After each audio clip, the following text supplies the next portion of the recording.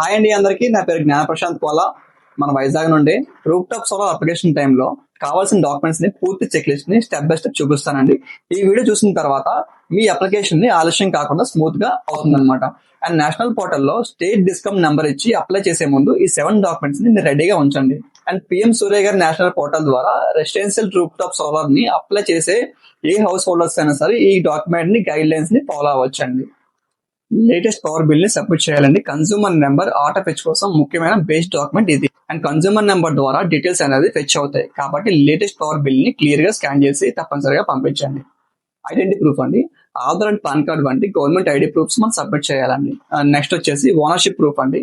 Property ownership certificate లేదా sale deed, అలానే property tax receipt అనేది మనం సబ్మిట్ చేయాలండి. బ్యాంక్ పాస్బుక్ లేదా క్యాన్సిల్ చెక్ ని సబ్మిట్ చేయాలండి. సబ్సిడీ అనేది డైరెక్ట్ గా మన అకౌంట్ లో డెబిట్ లేదా క్రెడిట్ అవ్వడం కోసం ఇది తప్పనిసరి అన్నమాట. పోర్టల్ కేవైసీ ప్రొఫైల్ కోసం డిజిటల్ పాస్పోర్ట్ సైజ్ ఫోటోని సబ్మిట్ చేయాలండి. అండ్ డీటెయిల్స్ ని మనం క్లియర్ గా స్కాన్ తో అప్లోడ్ చేయండి. అండ్ పేర్లు కూడా డీటెయిల్స్ మిస్ మ్యాచ్ కాకుండా చూసుకోండి. అండ్ ఇంకొకటి ఏంటంటే మనం ఇచ్చే ఫోన్ నెంబర్ అనేది మన బ్యాంక్ అకౌంట్ కి మన ఆధార్ కి లింక్ అయి ఉండాలండి. కామన్ గా లింక్ అయి ఉన్న నెంబర్ మీరు సబ్మిట్ చేసినట్టయితే మీకు ఓటీపీ అనేది రావడం జరుగుతుంది. Thank you.